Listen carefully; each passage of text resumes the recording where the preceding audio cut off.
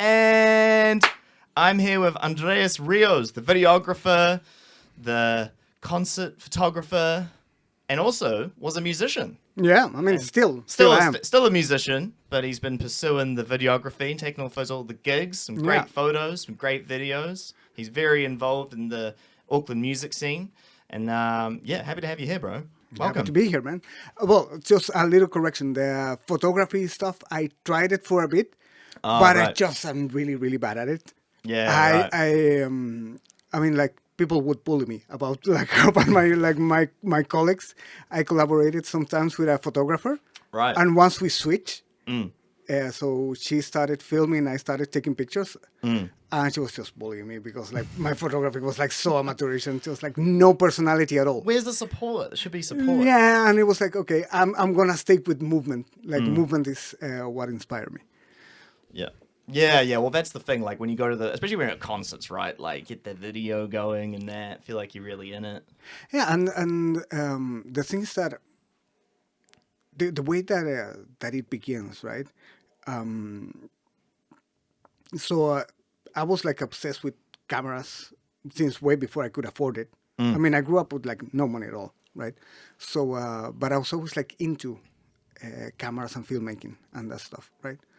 And eventually when cameras got cheap enough that you could buy it, I started like doing this, trying to get some video, try to do some stuff. And it turns out that it was something like really useful for my musician friends. So that's how it begins. But I never like got the obsessiveness that I have now until last year. I mean, and it was like one moment, like one gig, one song that did it, right? I was filming Capricore. Yeah. The last song, Siren. Now Capricore, the boys, man. Absolutely. Dude, Aidan just like, you just point the camera, right? That's a great band to video and to take photos of. They're just so photogenic and they're very like fluid on stage. Absolutely. You know? Very capturing. Yeah. I have a friend that we do collaborate. And so she's really, her name is Yuriko Kid, like shout out immediately. And she really does like the jazz scene. She's really into that. And once I told Capricore I was going to be there, but it turns out I double booked. And I also had the rooms at Galatos. And it was, getting into Galatos is kind of a big deal because getting into like the door for like an $80 concert is not a trivial thing. And with Aidan, we were like not friends at that point, but we were just like, okay, we had a shorthand. And I told him, I cannot do it, but this girl can do it. So she films Capricore and she sends me a message like, they're so photogenic, I don't even have to work. It's like it films itself. And but that's like the beginning of everything. So finding like the nice band that really gives you a nice performance and like a really honest performance, the camera just, you don't have to think about it. The camera just moves by itself. Right? It's not like I'm moving the camera moves, I'm just like holding it. It's just like camera says, go there. And I'm like, okay, I will follow you. You don't need to work too hard for the shots. You know? Exactly. So, I mean, it's like, I don't have to think too hard. I do have to work hard. So I don't know, you're a musician as well, right? Yeah, I haven't played in a little bit, but I'm a musician. I still call myself, I can still play the guitar. You can still play the guitar? Cool. How are you for jamming? For jamming, I love it. It's been so long. It's been a long time, but I really did love it. But it's probably, I haven't actually used those muscles in a while because when I used to play in the last band I was in was a cover band. Okay. So I learned like some stupid amount of songs. What was it, like 100 songs or something? And you just got to have like the catalog. I had to use my phone sometimes with some notes because I'm like, what's that chord in that chorus? But the big thing was like, in bands before that would jam all the time, and I really, really loved it. Sometimes songs would come out of it, sometimes not. My point is about the cover band part is like there's not much freedom in that. You know, there's no real jam. And the way that we'd play, which I really enjoyed, it was very like professional, like click tracks. Nice. We play exactly to the song. We try as hard as we can to replicate the key, so everything sounds like a jukebox. That's kind of what we wanted to do, but there was no jamming. what I usually call music as a service. Yes. Right? It is kind of the service industry when you think about it, isn't it? I mean, it's like, okay, there's a caterer, right, who's gonna offer kind of like a set menu, right? Something that doesn't offend anybody, Yeah. right? And the cover band who will play kind of like a set menu pretty fine. Yeah. And you don't want to be surprised by a cover band. No, you right? want like a set menu. Exactly. You know? Exactly, yeah. So yeah, the exactness of a cover band, of course, will not lead to jamming unless you guys get bored and want to jam. But what I was going with it is the way that I do, and some of us do it, is a lot like jamming with the musician. So when you jam, it doesn't feel like hard work to do it, but you have to be aware enough of the moment when you're doing it, right? You have to be like very present. Right, so you don't let like extraneous thoughts come into your head, right? That's one thing I love about jamming, and now that you mention it, brings back the memories of like one thing that is so strange about it is you're so in the moment, it's so present, but like you have to know your instrument in such a way where it's like you're not thinking about what you're doing, but you need to. It's like the combination of like, for example, on guitar, where does my hand go on the fretboard? And we're in the same key or right space, but you don't want to think about that too much. And that's the thing with jamming is like you can't think too much. Whereas it's funny because have you ever jammed with like any jazz musicians before? Oh, tell me about it. So because it's a mixed results. Okay. Some of them can't jam, and some of them can jam well, but they almost need like a formula like to go off by. I do jam a lot, and. So recently I did some jams with I'm gonna name drop like crazy on this podcast. I've met so many people. So I was jamming with a friend of mine called Jordan Tannen on the drums, great drummer, and the guitarist from Brackenwood.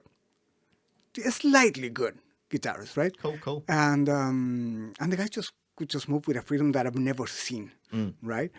And just by looking at him, I've been playing for 30 years. So I like know my bass, but I'm the kind of guy who knows like, here is where I slap, here is where I solo. Right, what happens in the middle, I don't know. And he was just moving everywhere on the guitar. And I was just looking at him like, I don't know anything. It's like, and I just feel like I forgot everything I know just by looking at the guy moving, right? And turns out I've filmed Doug and Brackenwood. By that time, I have filmed them 11 times. And I never noticed. I mean, I noticed that he was good, but when I jammed with him, it was like, okay, this guy is like mind-blowingly good, right? So I'm just throwing him an E, and he's going for like an hour on it, and everything feels original. So it's like, okay, I have to go back to study. And after that, I've been studying like 3 hours a day, just like learning my fretboard, just like I want to get there. Going back to the roots, fundamentals. Sometimes you got to revisit it. Sometimes absolutely. You get out of touch. I know what you mean. I mean, and I haven't studied that way since I was like 16. Isn't that exciting though? Absolutely. It's like, oh man, I got to rethink the whole thing. And the interesting part is when I was young, I had the obsession. Right, but I was young. I didn't have discipline, right? So when you approach studying now, right? I'm 45 now, so I've been, damn, bro, you got like young as energy. That's awesome. So after like 30 years of working, right? Just being in corporate world and being with project management and everything, apply that to my study. That was very interesting, right? So I'm going to take this as if it is a job. I think as if I have objectives, right? So it's like, okay, I have this set time to learn this. And by the end of this set, I expect these results. Yeah. Right? So for instance, I lead a very, very small team. I tell them like, okay, at the end of the day, I want to see this, right? So you either give me the results or you tell me why you couldn't get it. Yeah. Right? There's no in between. And it better be a good reason why. Especially with project work. Exactly. Or you give me a very good reason why you couldn't get it, right? So I'm approaching it like that. So, okay, today I want to play this chord progression comfortably and I'm supposed to get it. And if I don't get it, why couldn't I get it? What can I do to improve, right? So it has been very interesting, but it all came just for jamming with that guy. right? And I remember when I started, I was about 19. I've been playing for like 2 years. I went to an improvisation workshop. I was really a hustler when I was a kid. So there was a workshop in the conservatory, like the most prestigious conservatory in Chile. And Very cool. it had like musicians from the symphonic orchestra. And I was like, Oh. damn, this is going to be great. Yeah. And I could barely play by then. You're going to learn so much while you're I'm going to there. learn so much, right? And it turns out those guys just couldn't improvise. The guys just tell like, Oh, because they're classical musicians. they're classical musicians. Yeah, It's like, where is my score? Yeah. Right? Yeah. Isn't that funny how that works? I had a similar experience, just to chime on that, when I was at university here. And I've been playing in bands. I've been playing music since I was, 8. But then I played in bands from the age of 14. Nice. You know, all sorts of stuff. And then I went to uni and I did like a couple of papers in music. And I did one in music composition. Mm-hmm. But music composition's all classical because this is very Nice. academic, right? And I was just completely bewildered by like the lack of almost like awareness because they're just in this box. Yeah. And that's what it felt like. And like, oh, these are the rules to the song. These are the rules you need to play by. I understand it's an assignment, it's university, whatever. But there was a lot of the time. What I then discovered about university, funny, I actually chatted to the Capricore boys about this, was they needed you to play by their rules. And whatever your lecturer's rules or taste is, it's very close-minded. But at the same time, it's academic. But to your point about working with the people in the symphony and having like classical musicians who can't improvise, they don't know much music. They just know like, you know, this one way of doing it. And they were incredible players. They're amazing at what they do, but that's within the conventions of their box. They're in it. They can't go out of it, which is strange. But it's interesting. And it happens at every level, right? So you mean with other musical genres, or yeah, do you mean with every musical genre and every level of proficiency, Okay, right? So I Tell me. go, for instance, like every week to the jam night at Kingdom, cool. right? I really should come to those. Should come. And many days you have like great players going like, what do we play? And I remember one day there were like 5 minutes going like, okay, we're going to play this song. Do you know it? Do you know it? Do you know it? Yes, no. Okay, pick another song. Do you know it? Do you know it? Do you know it? No, pick another song. And dude, when I jam, it's like, okay, E minor, go. 10 minutes, just. E minor. Yeah, That's yeah. it.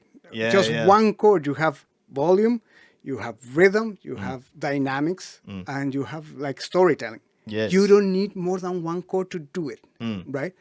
If you just work within that range and you can mix it up. There's so much. Yeah, I hear what you're saying. Yeah, right? So, creatively speaking, the constraints can be very powerful. Yes. Right? They can be. They can be, right? So, for instance, going back to filming, which was this whole idea of getting to jam, right? Once I discovered that I didn't want to edit videos, right? Because the main thing of what I do is that I film the concerts in one shot, like the whole concert, and I never cut. Once I got committed to that idea, right? It was very liberating, right? Because that's my constraint. My constraint is like I cannot cut, which means I cannot lose concentration. Yeah, because I be completely in it the whole time. Because I don't have another camera to cut. I cannot go like, okay, I'm gonna check my messages. No, I'm in it. Yeah. Right. So with that is a lot like jamming. So imagine if you're in a jam. Yes. And you're like doing something super cool. Right. But you wanna take it somewhere else. I cannot check out, right, mentally. I have to be with you, be connected to with you. I say like, oh, you want to go there. So I follow you. I play bass. So like, okay, you're playing your guitar. I follow you with your idea, right? And I complement it, right? So it's the same thing with the camera, right? A performer is doing something cool or the song is doing something cool. I have to think, how can I visually complement this? How can I enhance it? Or work against it, even. Sometimes I go, the song wants to do this. I will intentionally go the other way. Yeah. Just to create contrast. So going back to that, and all that happened, I think everything that I learned pretty much happened in that Capricore song. So there's a point where Aidan just really goes for it. So you would think he's gonna film the singer, and I was like, no, look away, right? Kind of like in a horror movie when you hear the screaming but you don't see it.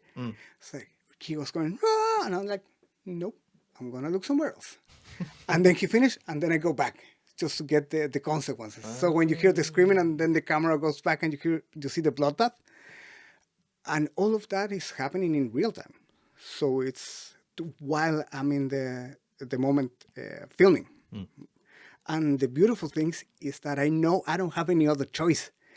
I cannot like fix it in post. No. Which something I used to do when I used to film with because I used to have like, at some point I had like 5 cameras pointing to the stage.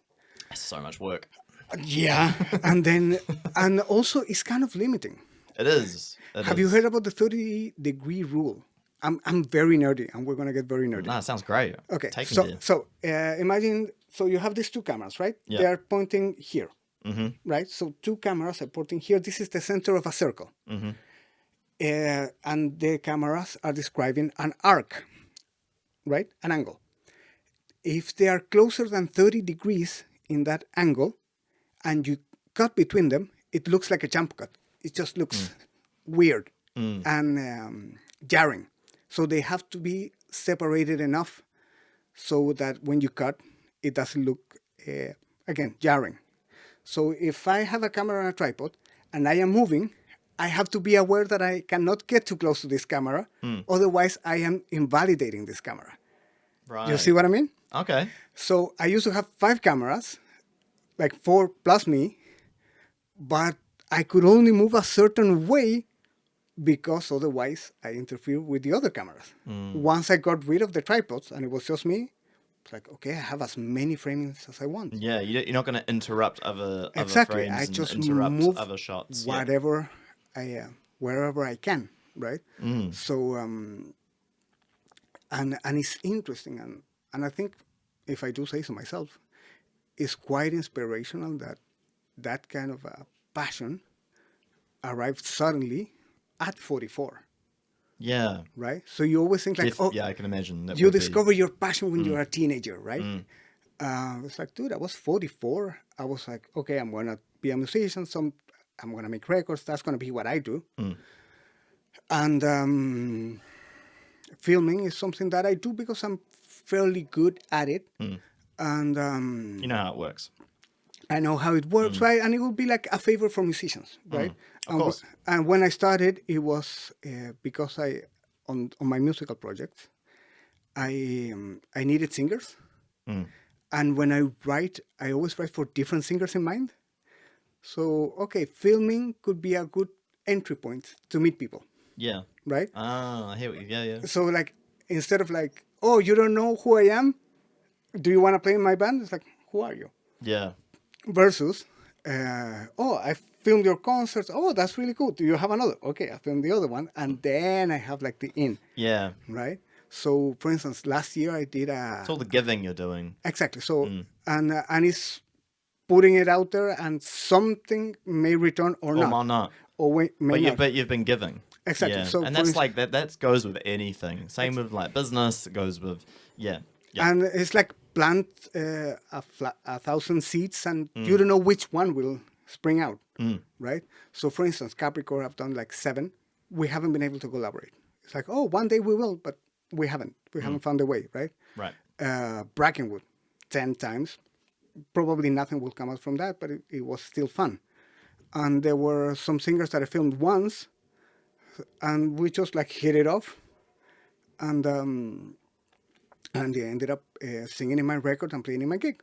So it kind of worked in that way.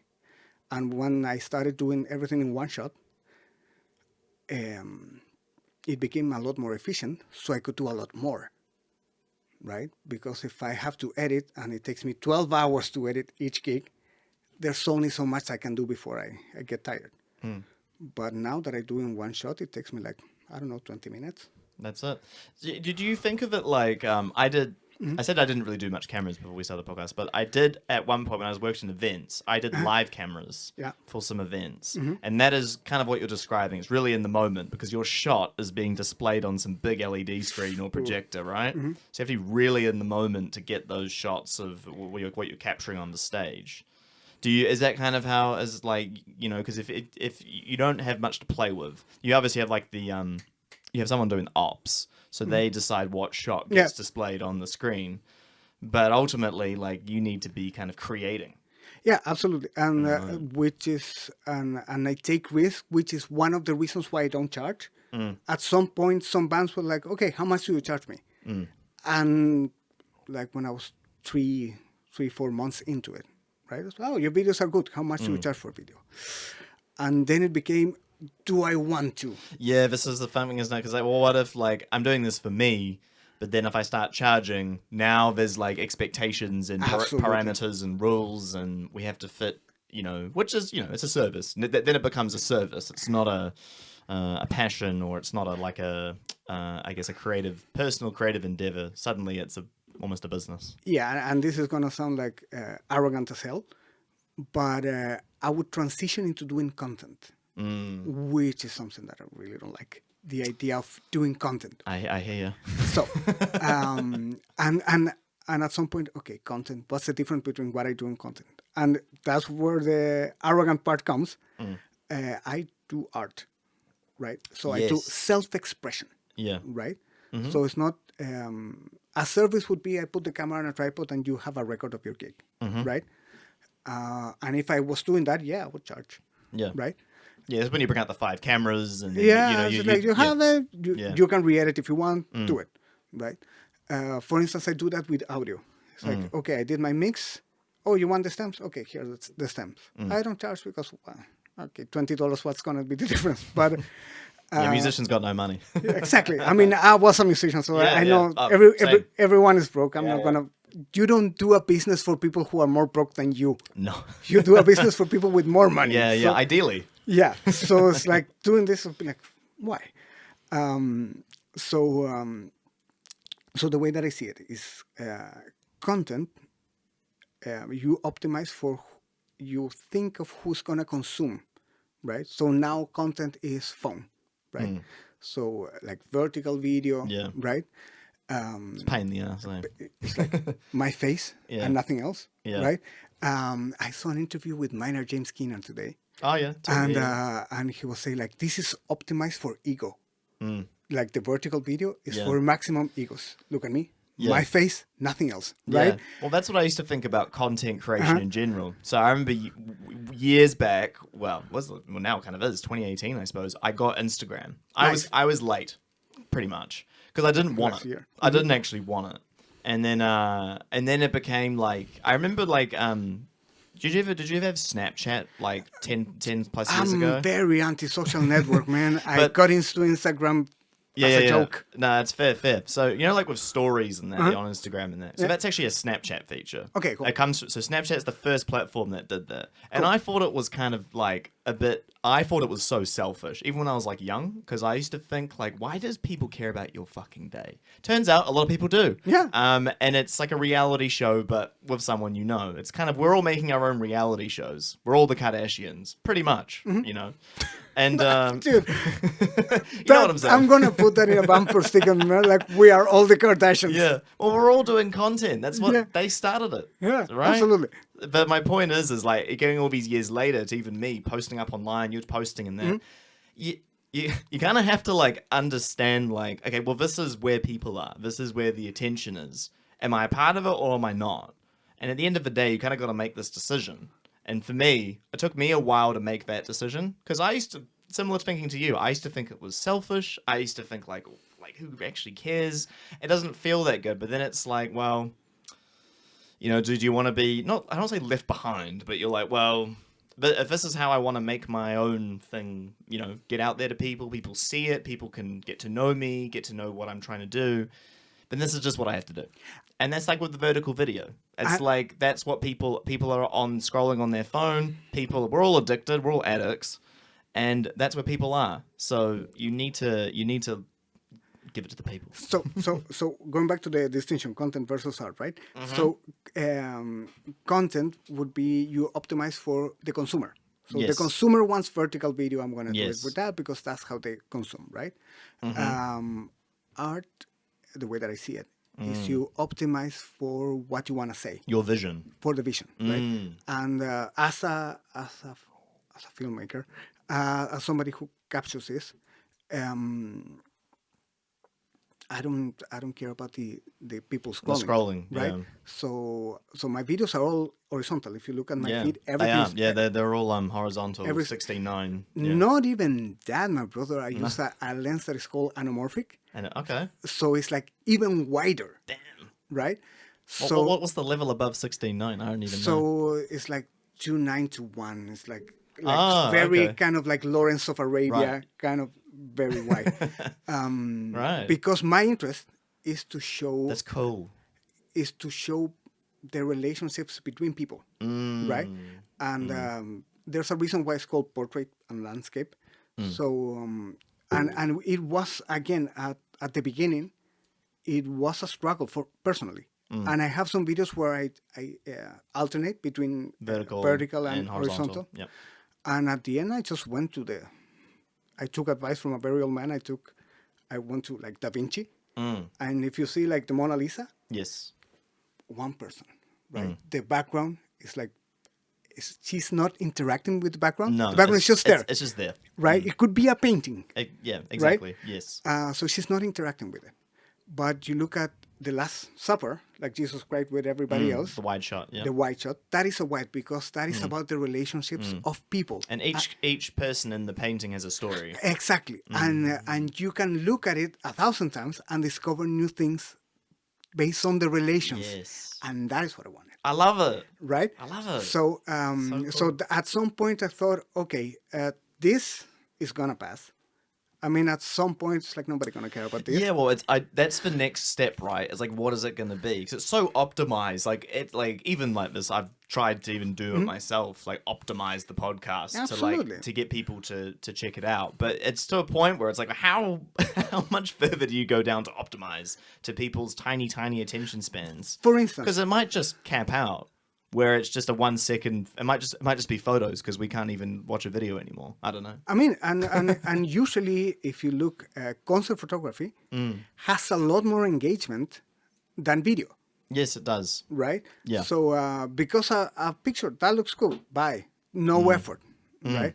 So again, at some point I had to think, and I think every artist at some point has to have that conversation with themselves. Sorry, second language. You're doing amazing. More interested in like the validation of masses, or am I more in the art, in expressing in what I am expressing, right? So at some point it's like, okay, this is what I want to do. What I want to do is express the relations that happens on stage, and even if it's just one person. So I have videos where it's just. For instance, one of my favorite, Milou, she's alone on the stage. I could just one person, I could just do vertical. But the interesting is not just Milou, it's Milou on the stage. On the stage, with the background, with the background, with the audience. That is what makes it unique. That's what people like. Yes. And that's the, I think... Oh, sorry, that's what the artistic creation. Yeah, that is what I'm trying to express, right? And especially now where it's like so easy to make music in your bedroom. It is, yeah. I mean, you can do have you ever done records by yourself? And this episode is sponsored by me. Do you struggle with sleeping, and particularly struggle with light and sound while sleeping? I think it's time you get the sleep that you deserve. My business, Infinity Sleep, specializes in sleep well-being products to enhance your sleep quality. I've been using sleep masks and earplugs for the past 3 years, and I'm so stoked to finally have ones that suit my sleeping needs. If you would like to learn how my business, Infinity Sleep, can help improve your well-being, please visit our website, www.infinitysleep.co.nz. By making a purchase, you are directly supporting not only a local Kiwi business, but also this podcast. Use the promo code ONLYSCOTT15 at checkout and receive 15% off your first order. Go to www.infinitysleep.co.nz and get the sleep that you deserve. Yes, I've recorded them at home. For me, instrumental music is quite easy to do at home. As soon as the vocals come in, I gotta have someone else. Okay. You don't sing? I do sing, but I need feedback because Okay. like I've been singing inconsistently for a little while, but I find that I don't quite have as a attuned muscle with singing as much as guitar and bass and even drums and keys and stuff. Some people are just born amazing singers and they just have such a great ear for it. For me, it was kind of an afterthought because in my musical journey, I got to a point where I was struggling to find singers, people who are reliable. You know the story of musicians, right? And then I was just like, I'm gonna have to fucking do this myself. Life hack? What's it? Cameras. Yeah, cameras. I mean, for me, it was filming them. Yeah, for you, it's interviewing. It's like, yeah, yeah. You're a nice singer. I have a podcast. And dude, and even better for you, because you will have an hour to get acquainted. Yeah, exactly. And then you can say like, okay, this is somebody that I would like to work with, right? But it's more like the full-time thing, because I used to really believe at one point that I was going to be a full-time muso. That was my dream. Okay. And I was like, I'm going to do whatever it takes, but I wanted to do it in a band. Okay. But what I would find was that I would probably be way too in, where some people I might be with, they're not as into it. I'm struggling with that. I'm struggling with that. So that's one of the hardest things I found about it. So then I ended up kind of going off on my own because I was like, I don't want to have to spend 6 months, a year, 2 years pouring my heart out, 2-3 practices a week, gigging probably every week or second week, recording music, spending all this money. It's an amazing journey. But it's almost like a marriage. It's like, how many times can I get married and then get divorced? You know what I mean? Yeah, I see what you mean. So, well, I don't want to lose the point where I was talking with. No, we're not creating music in the in the bedroom. In the bedroom, yes, right? Yes. So when you see somebody alone in a frame, you might as well be in your bedroom. Yes. But when you see it in scope, when you in wide, when you see the actual stage that they're in, then you drive a connection to the moment, which is what I think. I mean, maybe it's a thing that I and maybe 2 or 3 people in the world care, but that's what like gets me. It's true though, but I guess trying to give people that moment to feel what you felt in that moment, it can be quite hard with the platforms that exist. You know. So, for instance, I'm not concerned with platforms, right? Yeah. So, but I mean, for people to view it. Yeah, I mean. exactly. So, and I've said that publicly on my profile very much. It's like, this is not content for. So there are 2 things that people are struggling with: is discovery and engagement. So discovery is somebody doing this. Oh, this is cool. Get it, right? Yeah. I'm not the guy that you call for that. There are people who do lots wonderful reels of that, and do it really well. Who like in 1 second they engage you. I'm old school. I'm not only old. I'm old school. I'm from the kind of guy who you sit down and watches a video clip. I'm the kind of guy who used to have concerts in VHS. Yeah. And I would just like rewind it. Yeah, rewatch it. Watch it 100 times. And just watch it, right? Yeah. Like Rush. You mentioned that you were into prog. Yeah. Well, I played a little bit of prog rock sort of stuff. Okay. Not like I know Rush and I know some of that music. Not crazy into them, but yeah. So Rush, for instance, that VHS I had to buy it again because I wore it out. Oh wow, yeah. I mean, at that point you would wear out that tape. That reminds me of doing that with So I never had VHS concerts, but I remember like one of my friends we'd play a DVD so much that it would wear out, or a CD. I'd done that with so many CDs. I played them way too much, and they wouldn't get scratched. They just like wear. They just wear out for some reason. And so the kind of content that I do, the kind of thing that I do, the videos that I do, are for people who are already fans of your band. Yeah. So people. I hear what I'm already a fan of Capricore. Yeah. I'm gonna go to their YouTube and I'm gonna sit for 5 minutes to see You're at like the middle, the bottom of the funnel of exactly where people are with a band or an artist. So okay, I like you enough that I'm gonna give you 5 minutes. You have 5 minutes to convince me. Yeah. And then you see my stuff. Yeah. Right? For the first 5 seconds, you call somebody else. And they're like people who do it great. Yeah. I just don't have the patience for it. And making short little videos is so much more technical than I think some people realize. It can be a bitch. Absolutely. And annoyingly, a lot of people are getting used to shitty content. 100%. So you scroll and you see a video that is clearly, for instance, the two of us, but they crop it in the middle so you don't see anybody. Yeah. And people go like, "Oh, this is cool." No, this is not cool. This is shitty, right? Know your frame, right? So there's this guy. I'm still trying to get better at that shit. There's this guy I admire a lot, like Not Today's. He's like vertical, but he knows his frame. He can feel a vertical frame really well. And I always strive to do the same thing with the horizontal. Now the problem that we have currently, not only in the internet but even in Hollywood, is you do a movie, you do it for like IMAX screen, like 40 meters. Yeah. But you also do it for TV and you also do it for phone. So it's like, when you see it on the big screen, it's like, this is nothing. Yeah. And when you see it on phone, it looks fuzzy because it was designed for a big screen. It's like, decide what you do. I mean, I have like a monitor like this, like a 25-inch. That's if it looks good there, I feel good. Yeah, it really depends. Yeah, it goes back to your thing about, is it like the art? Yeah. Is it for consumer? Because you got to completely flip the thinking of what you want to do with it. Because with musicians, we want people to listen to our music, right? So I used to do a bit of mixing and stuff and recording, and you want it to sound good on your phone. Yeah. On the stereo. In the car, on the crappy speakers for my old Logitech shitty speakers I used to use. You want it to sound awesome on a sub. Like you have to kind of test all the bases to try and get like some kind of equilibrium of like, I don't know, like sounds good. But I hear what you're saying, because it's like you spend so much time trying to please all these things, but the art gets affected, or like the actual thing you've made gets kind of tainted. Yeah, and how far do you go for perfection?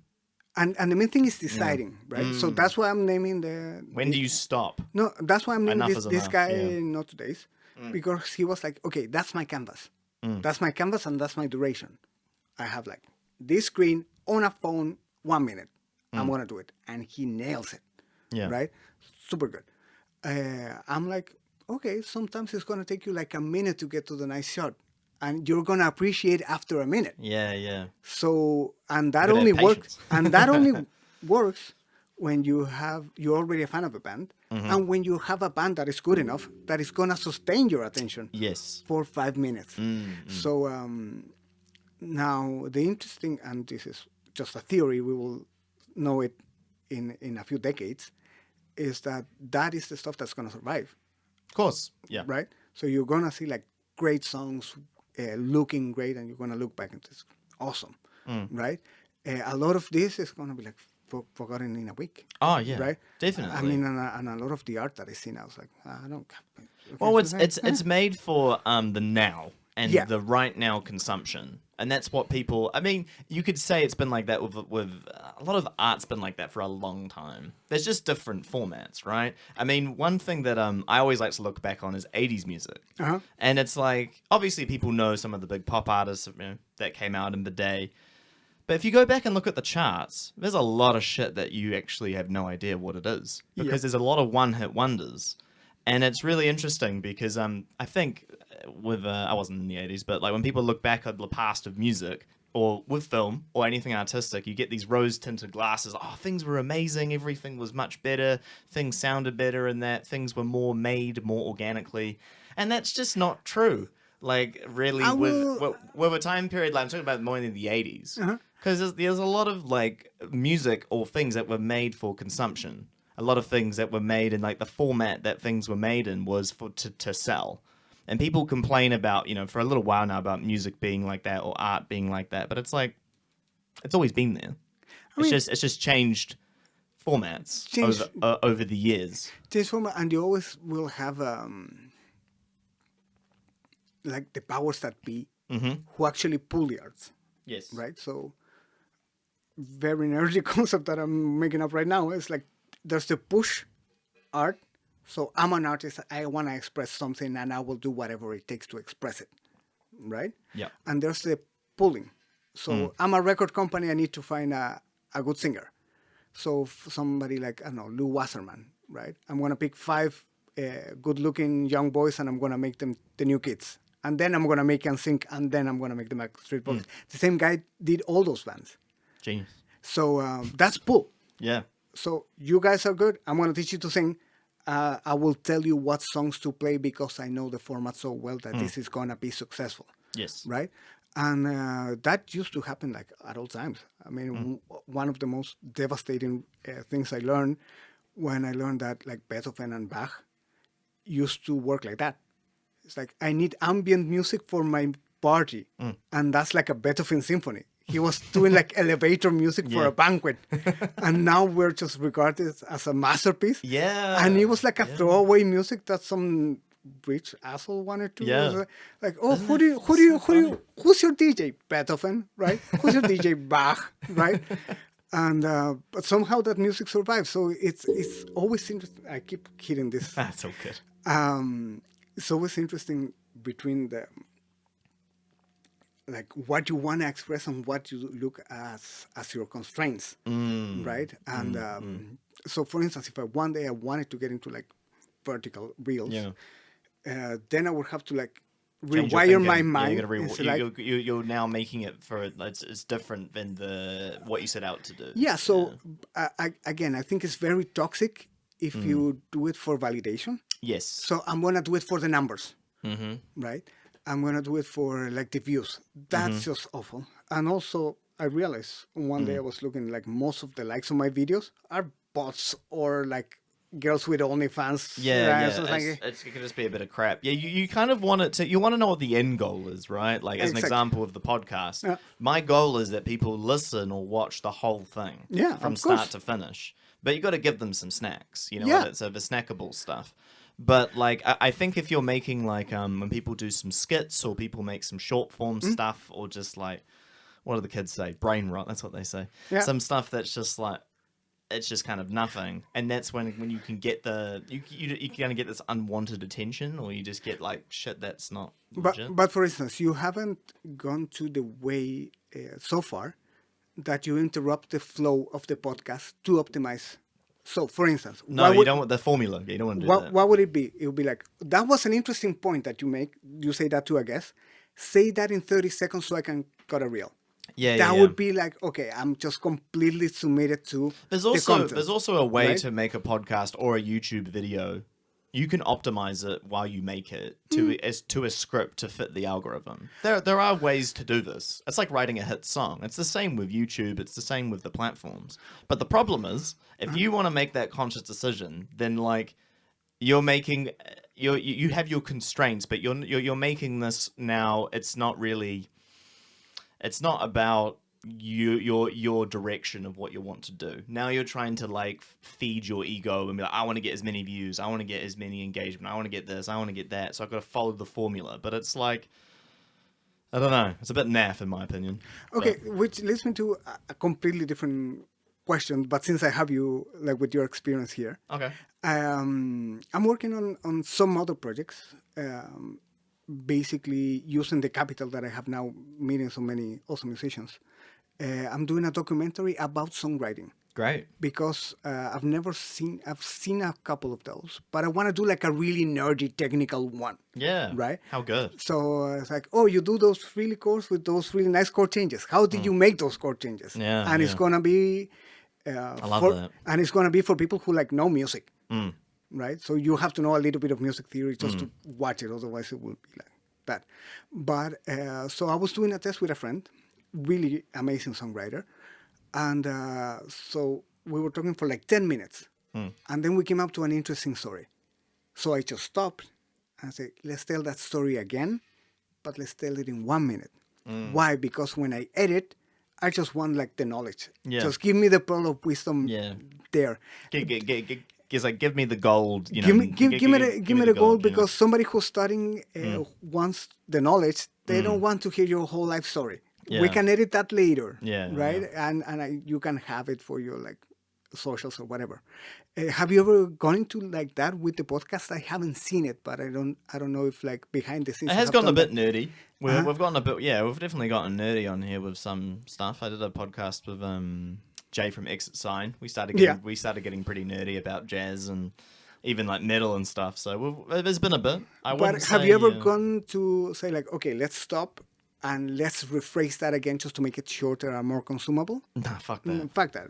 Okay, so you hell no. Okay, so you're always like in the format of like this is a loose conversation. It's raw as fuck. Nice, and it's well, unless like someone says a name they didn't want, I'll cut that out for them because I'm not too mean. yeah, sometimes it can happen, right? It happens. And but okay, so that's quite cool. So in that sense, you committed to the vision of like keep this a relaxed conversation. Of course, that is there from you gotta, but like that's the thing. Like it's otherwise I wouldn't do a podcast. But also I'm a person who doesn't really have anything to hide. I don't really care about trying to like be, people will judge, people will say whatever they want to say about who I am. But it's okay if it's about who I am as a person and they don't like it. That's totally fine. But I'm not here to be. I'm not an actor. I'm not trying to, like I said, like again, you talk about optimizing the video. Hold on, wait, stop. We need to make the 30-second video about this part. Yeah, and, exactly. We need to make sure we get the views. I need to meet my quota or something. No, that's ridiculous. That's not why I do this. And I'm not interested in that. In the case of what I'm doing, is more like because for my work, I have to watch a lot of online tutorials, like all the time. And when they with cameras and stuff. And for living. I should probably do for money. I mean, I'm a programmer, so technology changes all the time. God, so I'm always so fast, looking at YouTube for the last thing that came out. And when somebody tells me their whole life story just to tell me the thing I want to learn, it's like, can you just edit it out? Just tell me how to do the thing. Give me the nugget of knowledge. Exactly. So for this songwriting thing that I want, you want the nuggets of knowledge. It's just like, give me the knowledge. I was writing this song, and then I put this chord, and I got to a song here. Okay, cool. Very cool. Right? And we will have like the other 10-minute conversation in the can anyway. We will figure out what to do with it, right? But it's interesting to know that because I'm just starting with interviews, and you're doing great, bro. And it's a field that I want to get more into, especially because there's so many interesting musicians here, and a lot of people don't know. Like, I mean, I've heard a lot of this old poppy syndrome. Yeah. Right. How long have you been in New Zealand for now? 5 years. 5 years. 5 years. But So just before COVID.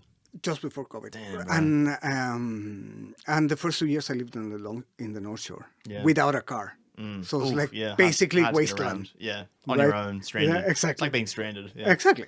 So it's like only 2 years I really got into. So did you move from Chile 5 years ago to Auckland? You moved to the North Shore. Where did you grow up in Chile? Santiago. Santiago, that's right. So that's very busy. Dude, like Bombay. I mean, I don't know. I've never been to Bombay, but it's like 7 million people. Yeah. So coming from that, I've spoken to a few people who have come from very busy cities from all around the world. And I've got a guy I used to jam with actually as a drummer. He came from Sao Paulo in Brazil. And I was like, how was that like? Because that's just hectic. Dude, and then so weird. Coming to, especially North Shore, it's just like, shh, just quiet, right? And it was, that was like the weirdest experience ever. Yeah, just silence. It comes with something extra. I was suffering from a condition called frozen shoulder. Okay. So it's like scar tissue forms and you cannot move, and it's painful as fuck. So I couldn't sleep. Oof. Sometimes for weeks on end. God. So when you don't... That painful that you actually couldn't sleep. It's like somebody kicking you in the balls when you like lay down. So, I mean, it's not that I couldn't sleep, but I would sleep like 5 minutes in fragments, or I would have like micro naps, just like doing this. Yeah. And that was my sleep for the day. So your brain start like getting damaged. I would start hallucinating. So I was in that state when I came to New Zealand. So coming from a city where like people have to shove you into the bus. Just go all the no, time. No, you get into a bus and people have to shove you in. It's so full. So busy, yeah. And I mean like the city's like go. Exactly. Like it's so busy at full pace. There's no slowing down. And I come to the North Shore. It was like the zombie apocalypse. It was like 28 days later. Not only that, and everyone is nice. Yeah. Like it's like, what do you want? Like the bus driver is like, good morning. I mean, like, what is with these people? Yeah. Right? Because in Chile, it's like everyone's like, what's the matter with you? Yeah. I was like, fuck off. Right? Yeah. And everybody's like afraid of each other because there's so much crime. Yeah. And then people saying hi to you here, it's like, this is like some of those weird idyllic horror pictures when you find out that everybody's on like a satanic ritual. It's like everyone's on a cult. It's like any day the truth is gonna come out. Yeah. And I had that thought for like months until like I got healed and I could like sleep again. And I was like, okay, it's just people. This is just like how people live. But at the beginning, it was very unsettling, man. No. That was but eventually I could like go into a ding dong. And it was like, okay, I have a house. And straight ahead, like, I have a home. And I have seen that in so many places, right? So, and I have seen many people, like, feel that seem stranded. They go to Ding Dong, it's like, okay, I have a house. They go to, like, an open mic in Kingsland, right? Okay, I have a house, right? I used to do that a lot. Or the Portland Jam when they used to happen, right? It's like, okay, now I have a family. Right? I don't think anybody verbalizes like that, but you get the vibe when you get there. And it's like, okay, this is our home. This is us, right?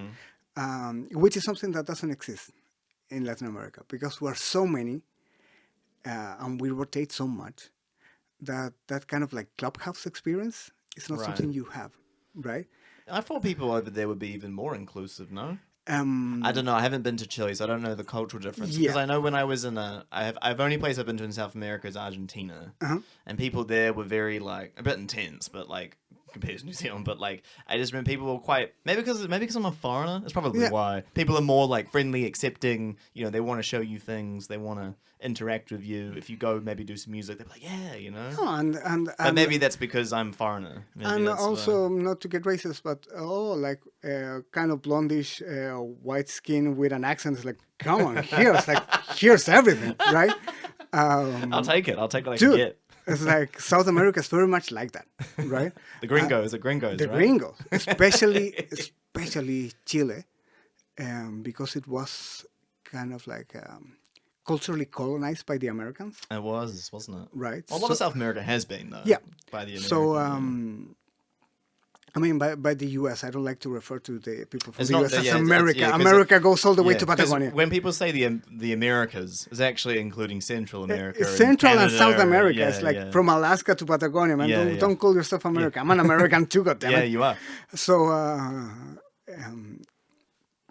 but it happens like that. But that kind of like clubhouse thing on an establishment doesn't happen. We're very much like that on a neighborhood basis. Okay. So like the either if you go to like the periphery, especially in the poorest neighborhoods, so you have like the local bar of the neighborhood, right? So it's like you go to Mount Eden and there's like the one bar in Mount Eden and everybody knows each other, right? One is usually older generation, like older than me, like my parents' generation, right? There'll be like the clubhouse spirit there. But more modern is like everyone is on their own, right? Okay. Unless you have like your group of friends that you hang out in a house. Also, given that cost of living versus income is so the cost of living is very high compared to income. So people don't go out. No. Right? Well, we've also got that in New Zealand too. But people still go out, right? We're not as much. Okay, I only know for like the fifth. Yeah. Because you were here probably just beforehand, but like Auckland CBD, bro, used to be packed. Yeah, I remember like in 2019, it was a bit more. But it's still when I came here and I went out like Gay Road, like first time. Yeah. Woohoo! And it was like midnight and everything was closing. And I was like, where is everybody? Yeah, where's everyone going? Everyone's gone to bed. Dude, in like Latin America, 12 is like where the party starts, right? And here everything was closed. Like, where the hell is everybody? I remember going out on the weekend between Christmas and New Year. Everything was closed. It's dead. And I was like, dude, that's just like a party non-stop in Latin America, right? It's like people going, getting off from work, like, woohoo! Yeah, party. But when because you guys, like, in Chile, and I'd probably say similarities maybe to Argentina, South America, they're very festive. Yeah, parties, celebrating, which is what I love about people from those places. You look at New Zealand, we're not quite, like, we drink a lot, but we don't party and as festive now, bro. You trust me. Nah, New man. Zealand. You don't think go, so? Go to Latin America and drink there, man. Your liver will kill itself. I reckon it's the same here. We've got a problem in New Zealand. Maybe not as bad as Australia. Maybe the same. Yeah, but no, we're more like party festive. And the other thing is, you go to a gig in Latin America, and it's like, wow, yeah, crazy, it's big, crazy, packed. Not only packed, everyone is intense. Yeah, and it doesn't matter the band. You could go to Iron Maiden, everyone's like, woohoo! You go to band. you go to a shitty band that is just starting, everyone is woohoo! Love it, right?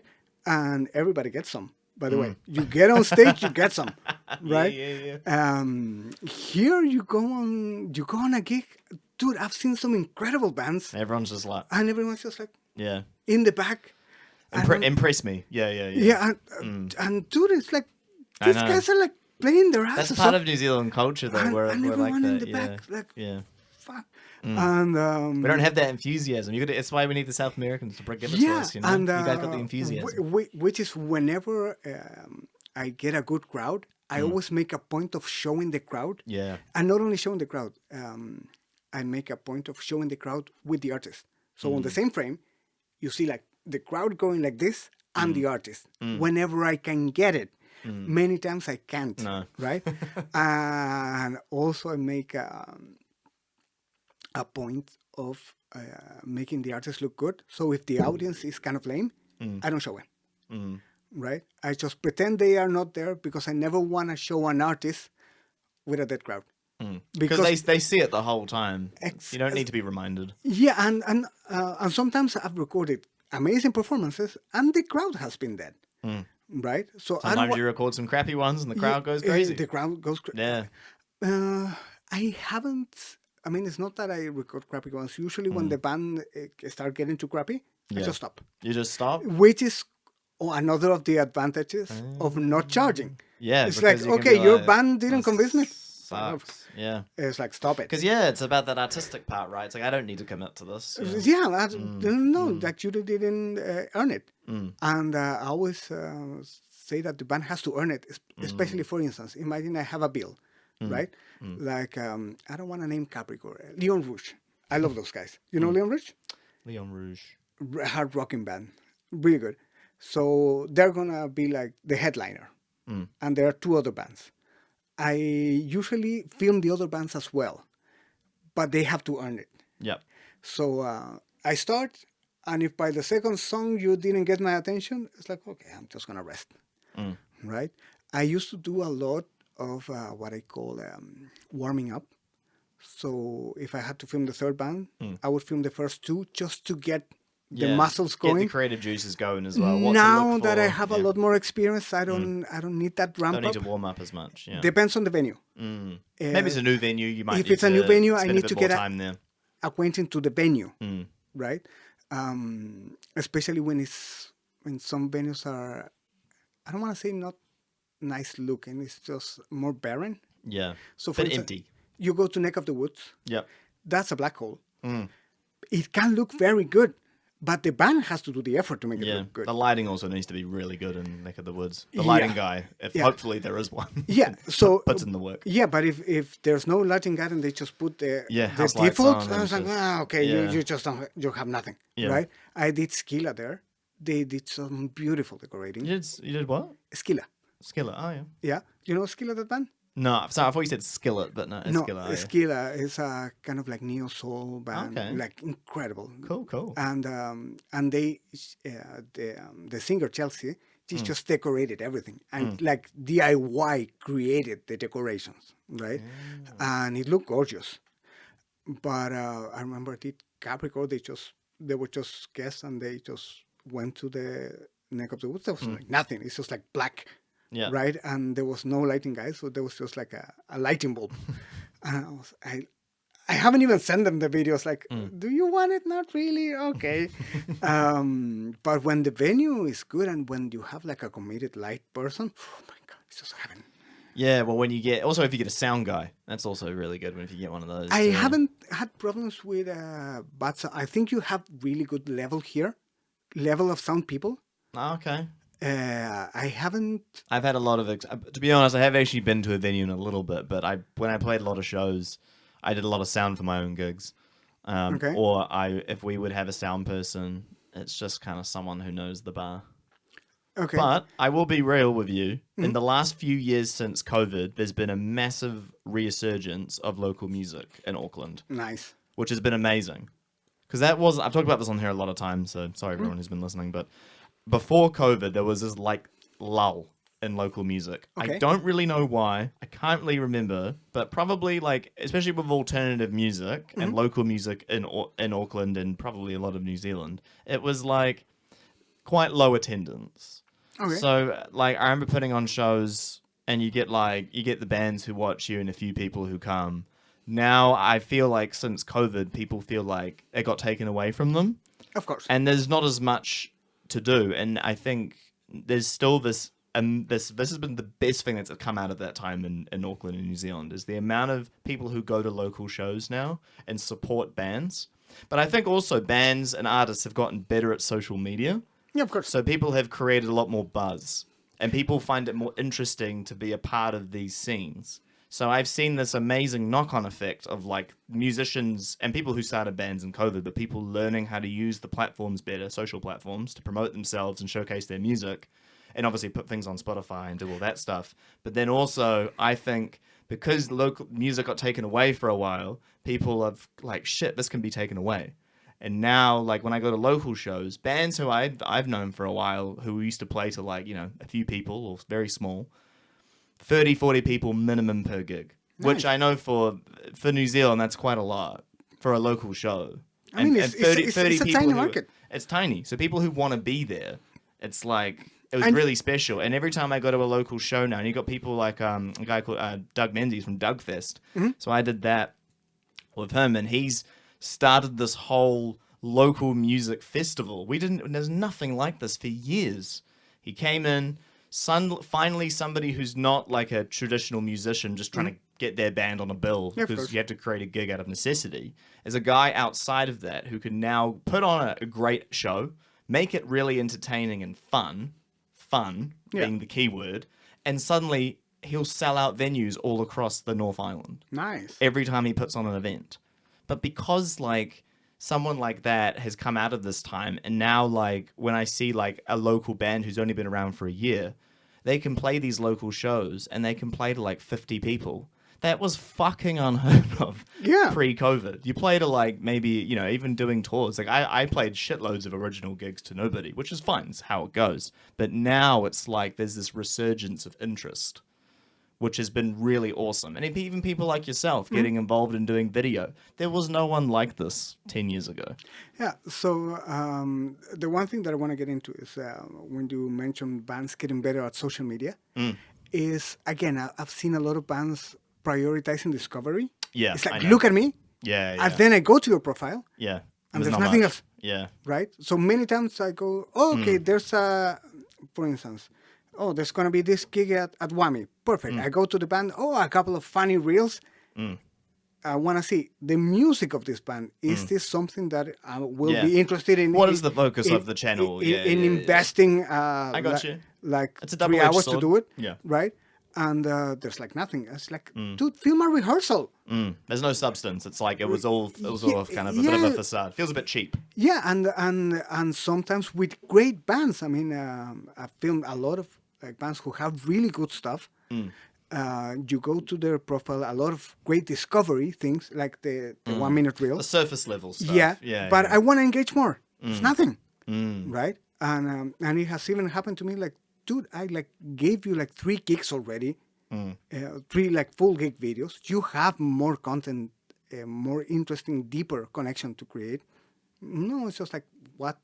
It's like get the eyeballs, but not the commitment. It's like it's like a Tinder culture, right? Go on the first date, but then create a deeper connection. There's no hook there for do that, and I think that's something. Also, musicians aren't that great at marketing themselves. Well, in New Zealand, when there's like that idea of like with how you promote yourself to get people to want to hang around. Yeah. How do you get people to hang around? And it's like you have to have like.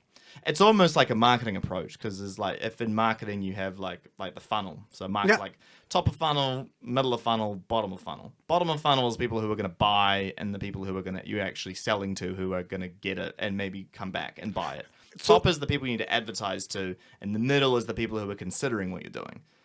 So even like with the social media game, you kind of need that's sort of the method that applies. Do you have in your funnel?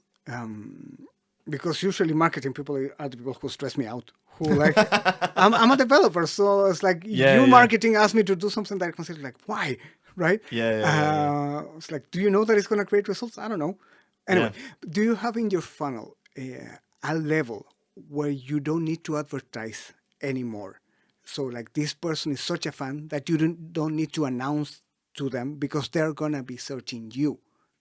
So like the true fan. I hear what you're saying. So right? at that point, it's more about depending on the brand or the business or even the musician, it's up to them to like know how to keep them on. That's the responsibility of maybe the advertiser stops after that. It's up to the business to do it. For example, one thing that I do in my work is I work with a lot of large B2B businesses. Yeah, okay. So selling to engineering firms and all that kind of stuff, right? So once they get the leads and once they get like the people inquiring from places they want, that's up to them. It's not my job to get you to sell to them. It's your job. You now have what you want. You need to now make it into something. And I think that goes the same, like, so back to what you said, when you get to that bottom and then, they finally have bought or they subscribed or they've signed up to your newsletter or they've listened to your music or they've come to a show and all that. Now it's on you to keep them. But that's so to answer your question, that's where I believe the advertising stops. Nice. And then you go like, okay, you create me a great product or give me a great story where I need to... Yeah. But this is up to then the musician or artist to do that.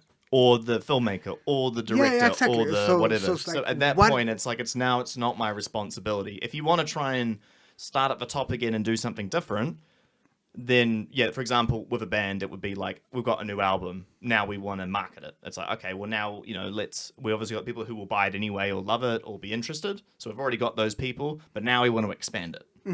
And that's what happened, especially when you say like with the albums, right? It's like okay, we're focused on the album. And especially when I can record a gig from the desk, so with good stems and that kind of stuff, I give the bands the stems. Yeah. So we go, we're going to record an album. Dude, you did an incredible performance. You already have an album. It's like straight ahead, that is your album.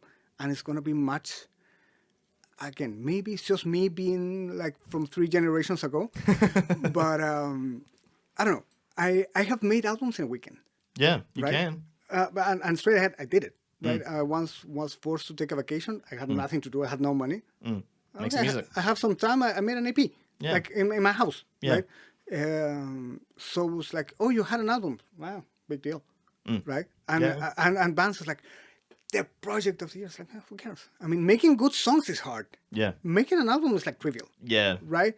Like, once you get to a point in music, if you've been writing songs for, I'd probably say 2 years, maybe a year if you're very good.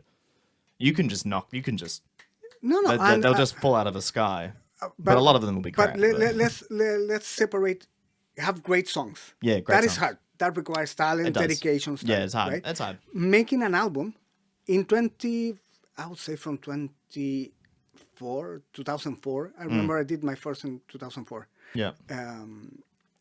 From then on, it doesn't require talent, not even money. It requires patience. Yeah. If you have the patience to like, I'm going to look at the tutorials. I'm going to, in my time, it's like, I'm going to crack the software. Yeah. Now it's like software is free. Yeah. Torrent that shit. What? Torrent. No, not even. And you can make a professional album with Reaper, with free plugins. You can do that, right?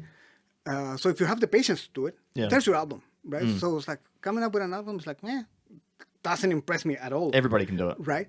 Having a great gig, man, that's difficult. Yeah. Having a great song. Yeah. You have the great songs already, but you put together a good gig, you perform that stuff live, you got an engaged audience. That's interesting. Yeah. Right? But you also got to have a great sounding album to engage people. That fits for them. It really depends. I've talked about this on here before with like production. Because you can go real deep with it, as you know, right? You can. Yeah. There's a bottomless pit. And here I'm going to go wear my old man hat. Go for it. Right? Because you're not that old, bro. But but I came from a different. Is sometimes the generational split can be quite hard, right? Okay. Because I mean, a lot of like the young people that I know now, once they started getting into music, it was already streamable. It was on the air. It's already there. You don't have to buy it and work for it. I would have to like work for it. Yeah, yeah. Right? So getting a good song, even if it sounds shit, it was like the quality of the song, right? So you listen to the first Metallica album, Kill 'Em All. Kill 'Em All. Great album. It's like, you hear the production, it's like, but it's like great songs, great right? songs, yeah. So it's like, okay, I don't care. It's a fucking sick album. But it's in a way, the production is good. Yeah. Because the production fits it. But I hear what you're saying, though. It's not by pop, modern, high-level by modern production. standards, right? Yes. But I hear like most of the music that I'm listening now, which goes through an experiment that I'm doing. It's like old music with like awful production values, right? You hear like Diana Ross from '60. Yeah. It's like, and you can barely hear it, but it's freaking Diana Ross, right? That sounds awesome. It's very true. No, right? it is very. And you give me true. like a new star with like pristine production. It's like, sorry, you're not Diana Ross, man. How much can you polish a shit? Yeah. No, that's true. That's true. So it's, how much do you polish your third? And also, to be honest, man, because I was talking about this with a friend, because I did this very weird experiment. Like last year, I didn't hear any music. No recorded music at all, like full diet. Like, just all live. All live. I did what I call the 1800 experiment. Okay. It's like, how would you listen to music before the phonograph? Yeah. Right? Yeah. Oh. So if people wanted to hear music, you would go to a concert. And you would only go to concerts of local musicians. So all the music that you hear is from people you know, which is super interesting. So imagine in the old days, the musician, you didn't know about Michael Jackson, about Sabrina Carpenter or whatever, right? The celebrity is like the baker who can play guitar, right? And that was like your idol, right? So it's like, okay, that's an interesting experiment. So for the year that I was filming, I wasn't listening to music, which meant that when I went to a gig, it's like, music, and people used to tease me that I was so like enthusiastic at gigs. Like, because I haven't listened to anything. I haven't listened to anything in a week, man. It's like, that's so cool. Like a power chord sounds awesome, right? Now that I'm doing that documentary I told you, and I'm writing new music. Cool. So I'm listening to recorded music again, but I don't see the point, and I've been trying to get somebody to convince me, right, or to refute it. I don't see the point on listening to current artists. Oh. You see what I mean? So Why? Imagine this. Oh, okay. Soul music. Oh, there's a good soul artist. Yeah. I can listen to you, or I could get into Aretha Franklin. Yeah. Right? It's what makes you different? So maybe you're as good as Aretha Franklin, but she's guaranteed she survived the test of time. Yeah. Right? She's a classic because she remained. That was like 50. That's not controversial. That's been a thing for the longest time. Right? So I don't believe your thinking is controversial. So for it's instance, pretty normal. a lot of people are worried about AI music. Yeah. It's like, who cares about that competition? It's like, your band is competing with Elton John. You are competing with Zeppelin. You are competing with Bach. Yeah. It's like, you're good. You're heavy. I mean, I saw some of your heavy stuff. Okay, your band is heavy. Nice. I also have Giuseppe Verdi. I have Mozart's Requiem. You're not that heavy. You see what I mean? Yeah. So, or maybe you are.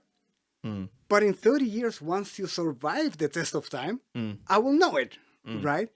But like listening to a new band now, who cares, right? Like, why would I do it, right? As opposed to going to live music, which is a completely different experience. Yeah. Right? Okay. It's like, I'm experiencing you, I'm connecting with you at a personal level. Well, recording a song and putting it out there's almost like an advertisement, isn't it? To come to your show. That's the interesting thing. I mean, people still think concerts are a promotion for the album.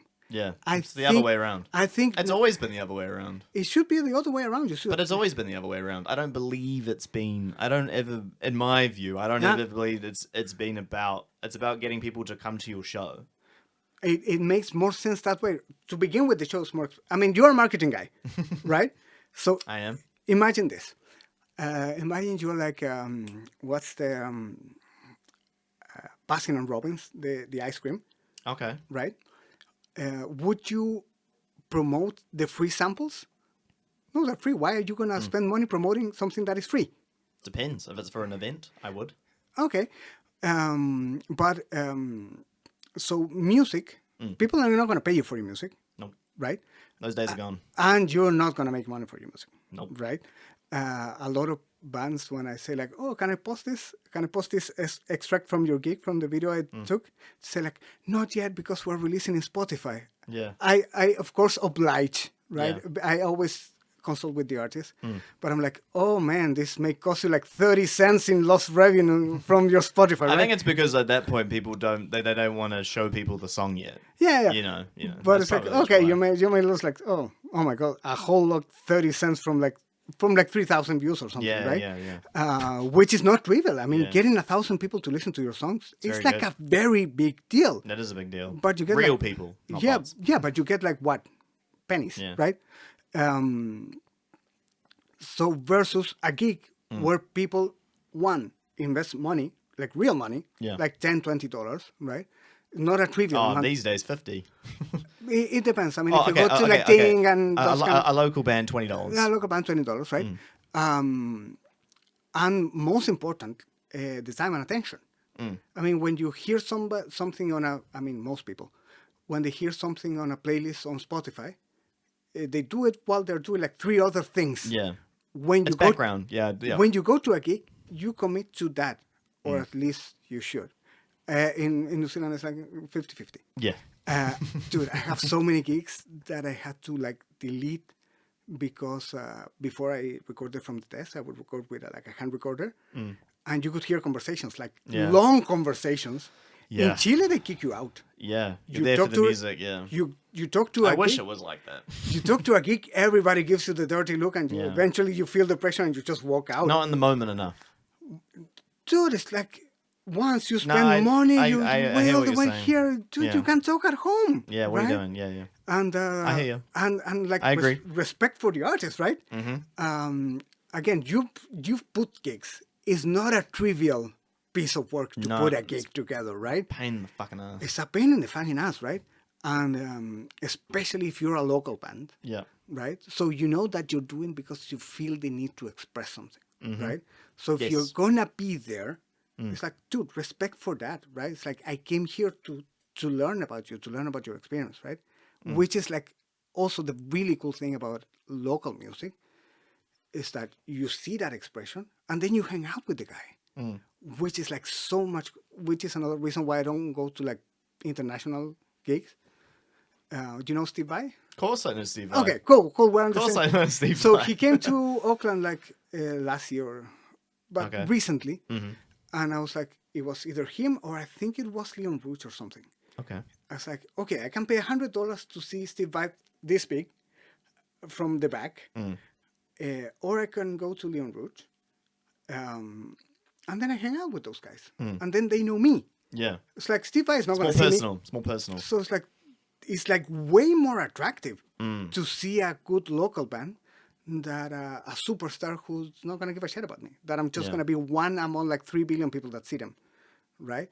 But dude, I go to a local band and they say like, thank you for coming. It's like Steve Vai is going to be like, okay, thank you, but not like personally thank you for coming. Right? No, of course not. So, that's much more rewarding, and also. But no, what about hearing the songs that you love so much, though? Yeah, so it depends, right? And also, I really like when I see the evolution, right? So going back to, another. I don't want to like say Capricore all the time. Like when I hear, do you know Cut Shapes? No, I don't know. It's like a punk band. And I see them evolving during time, right? Or Buzz. I see them getting better every time. And then you get to tell them, Yeah. Right? So the other day I filmed a band called Lipstick Cherry. Cool. There was like the third band I filmed like early last year, and I filmed them last weekend, and I filmed it like 4 times, and I see them getting better each time, right? And I tell them that, and they go like, "Fuck! If you tell me that, who've been through every gig, right, and also have like that feedback means a lot. That feedback means a lot, right? It's like super cool, right? Which is one trick I learned really early on, is how to praise a musician. You can tell a musician, which has worked. I mean, it never has failed. You can, let's just say you see Steve Vai, right? And you said, "Oh, that was amazing. You're the best guitarist in the world." Like, okay, that's generic, right? If you tell them, "That timing, for the love of God, when you did kuwink instead of kuwank was awesome." Yeah. So he knows you paid attention. Yeah. Right? That he put something special and somebody noticed that. Dude, that opens you the door. I mean, that's that's in the beginning how I was able to learn some music theory. Just like I used to go to the jazz club a lot. So I would tell that to the jazz guys, and they were like, "You're my best friend now." Right? It's like, you notice my output. Yeah. You're not just giving me like whatever platitude, right? So that was really cool. And when I can apply that same thing with like younger generation, like bands who are just getting started, like, "Oh, you did that. That was really cool. That's great." And if I have more confidence with a band, I can go a bit harsher, right? It's like, "That is great, but dude, work on your technique." Yeah. Right? It's like it's good though. People need that. Yeah. So, but you can only do that when you have like a level of confidence. But you also need to know the band, not personally, but if you've seen them 2 or 3 times, you can make those comments and be like, "I noticed this part of the gig. I've heard that song. You didn't play it as well." Yeah, exactly. Right. So, and most musicians will appreciate that. Yeah, and ones who don't have a big ego, and they won't last long. Yeah, and especially with amateur. I'm gonna say amateur, but up and coming bands.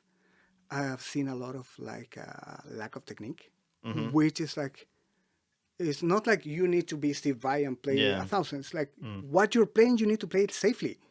It's like straight ahead, you're hurting yourself playing that way, right?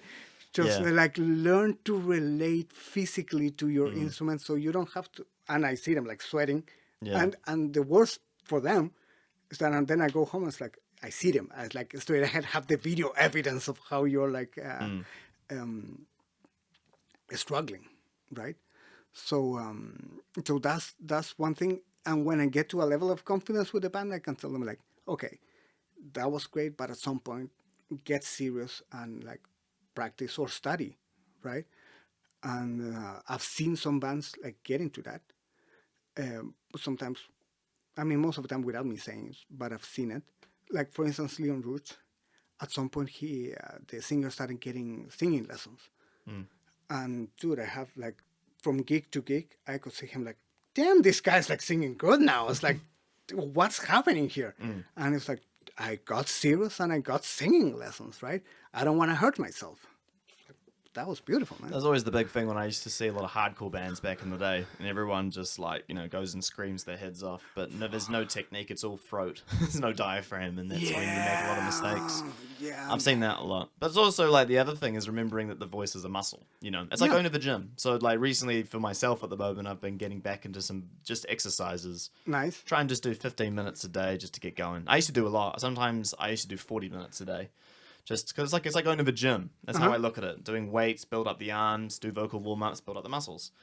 Because then eventually you can, like, when you get to doing songs, you're not going to gas out and ruin your voice. So another interesting experiment, which is part of like the documentary that I'm doing, is for this album that I'm doing now.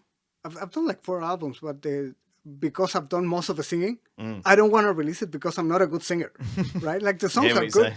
The songs are good, but like eventually once I can get singers to re-record it, they will come out of the work. But for this next one, I'm trying pre-season, like a sports team. Okay. So it's like before doing the album, because I always do crazy experiments, right? Like last year, the experiment was film 100 gigs. Yeah. I filmed 150. So That's a lot of shows. ended up with 100 bands. So like, yeah. Holy, yeah. But it's a really good life hack to do like unreasonably high expectations. You but commit to it, not just like this was too much. Give up. Just like fight until the last day. Yeah. Right. You learn so much and you create a lot of innovation. Right. So for instance, when Kennedy says we have the ambition to get to the moon by the end of the 60s. Going to the moon is not very interesting. It's all the technology that they came up with to go to the moon, like the microwave, Velcro, and a lot of stuff came up just from that ambition, right? So I always do those kind of experiments. I forgot about the microwave came from that. Dude, that re-jogged my memory. My favorite, do you like to eat food and not get poisoned? Yeah. That came from NASA. Oh. Because imagine if you put an astronaut in orbit and they have diarrhea. Imagine having diarrhea on the space station. So the food safety... The food safety standards. The gold standard came from NASA, and now everybody uses it. So that came from... I did not know that. That came from... Dude, that's a cool fact. I used to teach food safety at some point. Right. And I looked into the history. It's like, NASA, this is badass. Yeah. Finally, I get to tell the story, man. That's so cool. Okay, I'll give you my version of that. In World War I, you might already know this, but super glue was invented, but not for glue. It was actually for stitching. So when soldiers would get like shot or whatever and have injuries, they would use this glue to try and seal it up, but it obviously wouldn't. But that's what it was made for originally, and then became superglue. No, so it's not. We're not endorsing warfare. No, we are endorsing invention. No, high pressure situations. Yeah, that force invasion. That's where because it's so interesting when people talk about in the 20th century the mass innovation that went on, and I'm like, we had 2 world wars. Of course we had mass innovation. And then of course we did. Yeah, and moon is we didn't go to the moon because we were romantic. It's because it was the Cold War. Yeah, it was the Cold War. It was a race. It was a race to the and it wasn't even about the moon. I don't think. Yeah, it's just. Look at me, bitch. It's proving a point, being like, we're America, we're Russia. No, exactly. Oh, you went to orbit? Moon, bitches. So so for instance, you mentioned World War I. The lens that I use is actually made for tanks. Really? So the lens that I use captures a really wide space. So imagine if you're in a tank, you have this little peephole. You want to see wide. So that's why that lens was invented. So that's, again, invention under pressure, right? That's going to be the title of the album. That's so cool. So when I did the third album, I ended up writing 20 songs in a month. But just writing, not recording. Yeah. So I wrote it like the really rough demos, and then recorded like 5, right? Which eventually came into a gig that I did. So the big goal for this year is I want to write 30 songs in 3 months. Originally it was 50, but I also want to film. So if I stop filming and I did nothing else, sure, I could do 50, but I want to just do 30 songs, but recorded, like production ready recorded. And it's also important when you do this that you put, you work with acceptance criteria for projects. No, but I kind of know what you mean. So it's like, okay, for me to accept this product, it has to have this standard of quality. Oh, yes. Okay. Right? So my standard of quality, one is like, I like progressive rock. So it's not trivial songs. It's not like a guitar and that's it. It's like really orchestral stuff. And also all the songs have to be bangers. So in a way that I could give you the record and say, pick any song. You know, when you do a record and you say like, play song 1 and 3? And just skip song 9 because it's like, no, I don't want to do that. It's like nothing's skippable. It's like, oh, which one is a single? Any. It's like pick whatever, right? Yeah, so that's the challenge, right? And I have done that a lot in a lot of things. Usually you don't get to it, but the important thing is not giving up, right?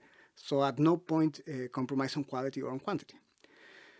So the thing is that to do that, I want to do it between April and July. So April April, May, June, right? Those 3 months, write the songs. Before that, I'm doing pre-season, which is studying music theory, the thing I told you about playing with Doug, that he just travels the neck. I want to be able to do that, or as much as I can, right?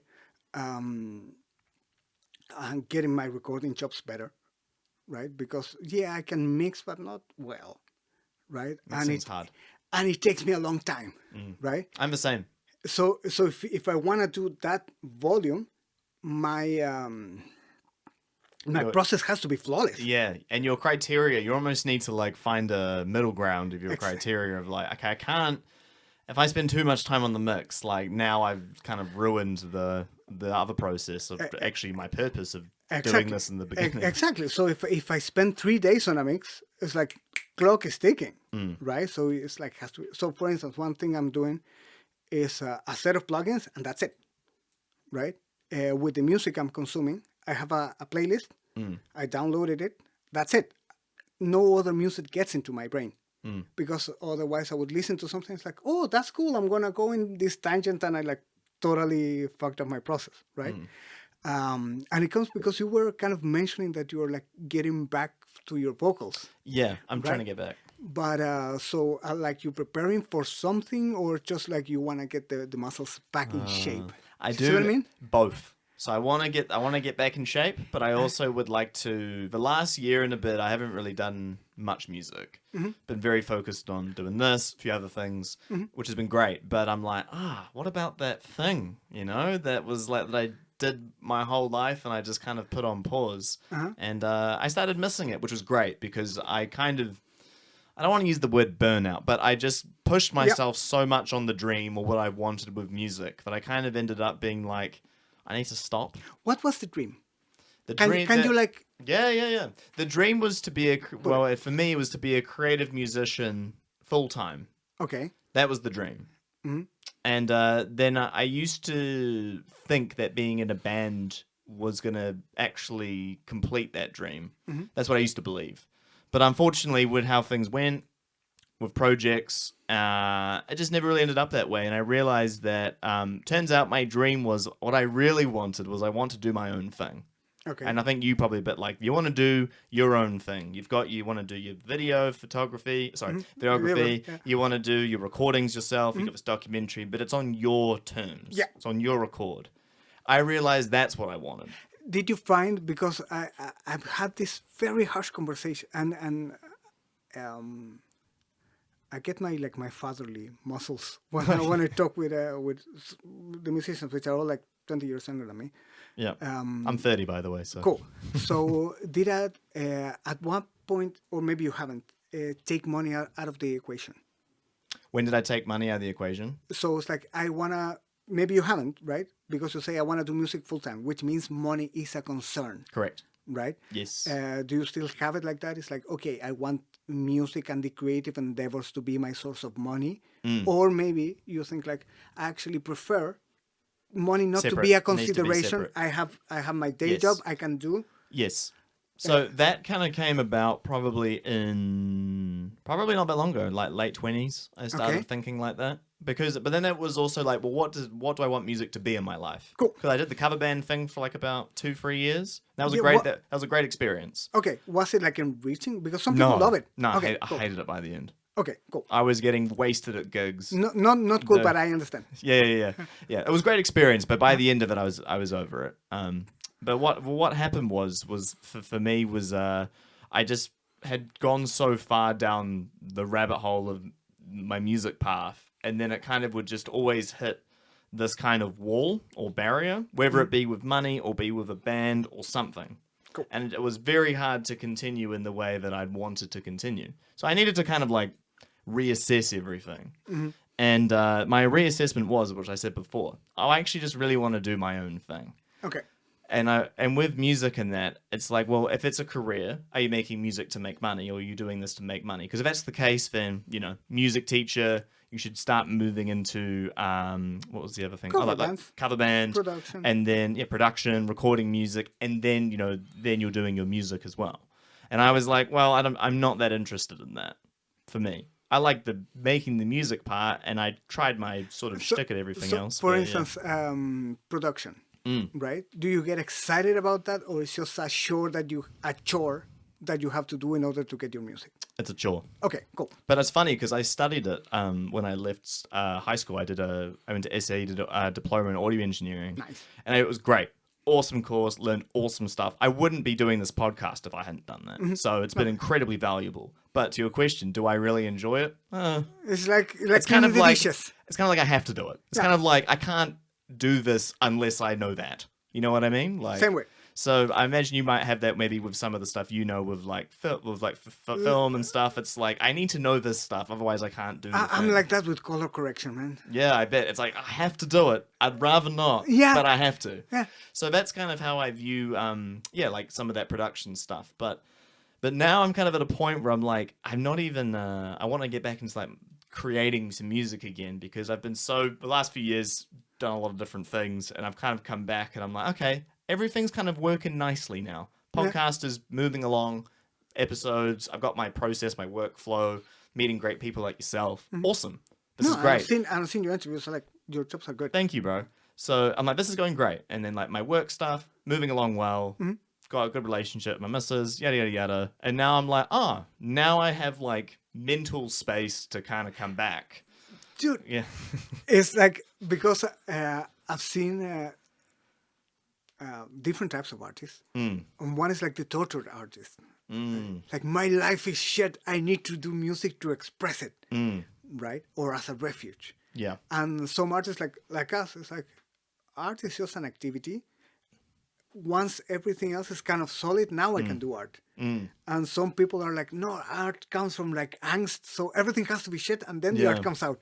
And you see it a lot in those like bands that have a great first album. Yes. When they're like deep in the shit, and then they get some money and some stability, and it becomes and then it becomes like there's absolutely no soul to it. Yeah. Right. But it's interesting. So you're getting to the point where like you feel like music needs to come out. I'm excited again to start doing it more. It's not like it's a different sort of mentality. Yeah. Okay. Not to get to. Go. Not to get you in the cool. Go for it. I love it. How do you call I don't know the word in English. The big chair where the psychotherapist sits you down. Oh, you mean just like the couch or something? Well, you call it a couch? Well, we have an actual word in Spanish for it. I'm sure there's something, but I just don't know. Well, not to get you in that couch, in the psychiatrist. No, that's not the casting couch, is it? No. I had to give that out there. Of course. So not to get you in the psychiatric chair. Yeah. But what's keeping you, for instance, tonight? So like, okay, you're going to do something tonight. It could be a song. What's keeping you from making a song tonight? What's keeping me from doing it? Yeah.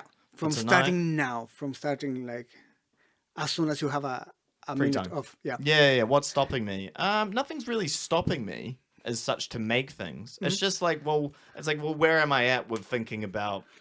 Because, like you said before, there's making songs, then there's releasing songs. Very different. Very different thing. Absolutely. So writing songs, still do it. I will still dabble in it, but it's not to the extent that it used to be. Obviously, when you're in a band or you've got things to make it for, right? But to answer your question, it's like I'm looking forward to just being creative again. Nice. Being creative again, making things, getting excited to do that. Because if that's not fun, then the rest of it's fucking gonna be even worse. You know what I mean? It's absolutely. Like going to the studio, hearing a boop, boop, boop, boop, boop, boop, and then fucking like voices out of tune, and then you gotta like do all this extra work, and then if you want to do the thing, and it's like, well, this part needs to be fucking awesome, and I enjoy it like as much as which I'm not worried I'm not worried myself about not enjoying it. I'm just like, well, I want to enjoy it again. Cool. As much as I once did, without thinking about the bigger picture of releasing stuff and whatever. Yeah, absolutely. I mean, releasing is the back to the purity. You know, it's kind of like when like comedians, what they talk about. It's like, you know, you can have an amazing set, you can have amazing written jokes and that, but like, is the person funny? Yeah. You know what I mean? And like with music, it's like, well, like, and did the person who's making the comedy, it's like, well, are they are they enjoying their joke making? Like do they like that pure part of like, stand up, obviously, doing a stand up show? Do they like that part of just standing up there and being like, talking the shit? And with music, it's kind of the same. It's like, do I like grabbing the guitar and just bing? No, it's the same kind of thinking, I reckon. Which leads to like, what's the enjoyable part, right? Yeah. Because people say like, I want to be a musician. Mm-hmm. What part of that? Yeah. Right? Because it's a very big universe. It's a very big universe. Right? So it happens to me like 24 years ago. We had a band. We started to like actually get calls back, right, from the places. The places were like, okay, I want you to play again, right? Never any money because no band makes any money. Right? No. We were offered a tour where we could break even. Wow. It was like, damn. That's a big deal. Right? So we're not going to lose money, right? So we were offered a tour. We had to do like 20 dates in the future. But it was like months down the road, right? And it was, that was 2004, 20 years ago. So Iron Maiden was touring a revival tour of Power Slave. Cool. And I thought, okay, you're 50 years old and you're playing songs that are 20 years old. Yeah. I don't want my life to be that. At 50, I want to be doing the music that I want to be doing at 50. Yeah, yeah. If at 50, I want to be playing like Frank Sinatra tunes. I want to do that. I don't want to like pretend to be a young guy. Because now it's a career. Now it's a job. Now it's like people have expectations. Like, I want to hear that song from, I want to hear Fear of the Dark. And it's like, I wrote that song in 80, whatever the year came out. It's like Power Slave entire. Yeah. Right? And that was 20 years ago. It's like, I don't want my life to be that, right? And the tour was like 200 cities. I mean, it was like a tremendous tour. Yeah. Right? Because then it's like a checkbox, right? You're sort of just like, we played this song, did we fill the seats? And now it's like, they probably needed the money. No, I mean, maybe they enjoy it. Maybe they enjoyed it too. Maybe that's their thing, right? But it's just like, is that what I want to do? Yeah. And then it was like, what do I like about playing music? Right? Being creative, yeah. So I like the creation part, right? I like the performance, but I like to perform their songs once or twice. Once I did a song more than twice, it like becomes, I already did it. Yeah. Right? Like with my sort of band that I do my songs once. So I don't have a need to do it again. Unless I feel like I could do it better. If I think like, okay, the song, the live version is not complete. Interesting. I will do it again. So even if you like went on like a tour, right, and you had to play a song, but people loved it so much, and people were like Andre, this is the best, I would probably not do it myself. I mean, I'm musically speaking, I'm much more of a songwriter than a performer. So it's like, okay, I wrote it, like take it, right? So for instance, in my last gig, another experiment that I did. So 7 songs, 7 singers. That I could meet because of the camera. I mean, the camera allowed all that. Great. Such a good networking tool. And exactly. And it gives you a great opening line that if you say it in isolation is quite creepy. It's like, I was filming you. Can I have your Instagram? Yeah, like, who are you, man? But if you say it in a gig, works great. Yeah.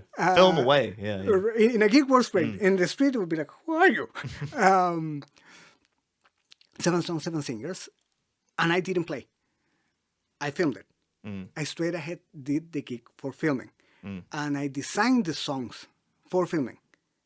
So, for instance, one thing that happens, also I think it's like because concert filming has never been taken seriously, in my opinion. No. So if you look at, and one way to prove it is like, about famous film directors. There are no famous concert directors. No. Like nobody gives a shit, right? No. So I'm pretty much inventing my own terminology for that. So there's a thing that I call checklisting, which means you're the singer, right? You're the focus. But I haven't looked at the drummer in a while. I'm just going to go to the drummer for no reason other than I miss him, right? That is called checklisting. I'm guilty of that. All of us are guilty of that. But I try to avoid it. So it's like, you want to be in the shot? Earn it, motherfucker. Yeah. Do something so interested that I want to hear, right? So I wrote those songs for that purpose. So like every instrument got a solo. Every vocalist had like a really good part. There were like moments where instruments were played just so I could get the shots that I wanted, right? And I didn't perform it. I was just like, okay, I'm gonna be on the camera, right? Which was a huge mistake because we didn't have a lot of rehearsal. So I was still directing the band. And in the video, you can see like the musicians sometimes looking at me, but looking at the camera, but they're not looking at the camera. They're looking at me for directions. Yeah. Right? Because there was still stuff that we didn't like totally polish. I was like filming and doing all the gestures. So it would have worked a lot better if I had like Yuriko, my friend Yuriko film it. She filmed like the one song that I performed and she was awesome. But yeah, that's the main thing. I mean, for me, writing is like the most exciting part, right? The creating. So going back to the vocals. So do you sing when you write because you want to sing those songs, or do you sing because you have to, because it's something that you need to write the song? That's a good question. When I write songs... so do you write for your voice or for like some other singer that makes? No. I write for my voice every time. No, I write for my voice every time. But and yeah, for you to perform. Yeah, for me to do. I used to write. I have been in bands. I've written vocals for other people. I have done that, but yeah, I think, and it would be. I'm just so used to writing my own lyrics now. I've done it for so long, and like for me to sing it, and I know my range. Cool. And I know my delivery method and what also when I come back to it, I know what I need to work on. It's pretty easy, but it's more like for a while I was like, do I want to be the singer? Because I was a guitarist first and a bassist, and I've done a lot of instrumental music, and I was like, do I want to? Is the vocals like, is that something? And it's opened up a new kind of creative thinking, and also you realize when you write music that 90% of music is orientated around the vocals. Of course. So you have to write for the vocals, not like I'm a guitarist, I'm writing for me. It's like, no, you write for the song. So it gives you more of an appreciation. Well, in my experience, you get a more appreciation for the song. Did you get to a point where, because I did have like the first 2 albums that I did, were like, look at me playing. Oh, shit, yeah. Did you went through that? Yeah, I went through that big time. So what is your main instrument, the one that you play good? What was that, sorry? Your main instrument. Guitar. So like, well, you're like really into like, we name prog, you name Vey. So you're like into like virtuoso. Yeah, like I was more like I wanted to hear like, because I love riffs and like catchy riffs. Solos are fun, but solos, it's very rare when I hear a guitar solo where it actually emotionally touches me. I'm very picky. You need to be. It's like solos that I love in music and in with guitar. Like Steve Vai, to me, it's not that interesting. Yeah. He's an amazing player. I appreciate what he does. You can respect somebody and not like it, but it doesn't touch me, you know. In the soul, so who gets you like? So probably the one that I love, but more for innovation, is more like Tom Morello from Rage. Because it's so different. I mean, people have ripped that off so much now. But like when I think back, not that I was probably a few years before I was born. When that first album came out, Rage album came out, no one had made a guitar. It was mind-blowing. There. No one made a guitar sound like that. I was there listening on the radio, and we were like, what the fuck is this? It's crazy. So, it's like before crazy. that, you had like Anthrax with Public Enemy mixing. But that didn't cool get... song. No, I didn't get the radio player, right? You didn't get the radio player. Yeah, it's too underground. It's too different. Exactly. When we heard Killing in the Name of... What the fuck is this? Why is that is there a DJ? And then when you hear, no, that's from the second album, Bulls on Parade. Yeah, second album. You heard on Bulls on Parade. Oh, cool! They have a DJ. No, that's a guitarist. What? Yeah. And you didn't have YouTube to see it again. No. Right? So you'd be like, what? Get the tape out. Get the radio. No. And you couldn't. I mean, you can record on the radio. No. People don't.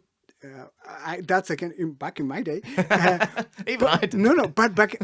Wait. Back in my day, when you didn't know something, you just didn't know it. Just didn't know it. So like, you just hope the announcer on the radio tells you what it is. How did he do that?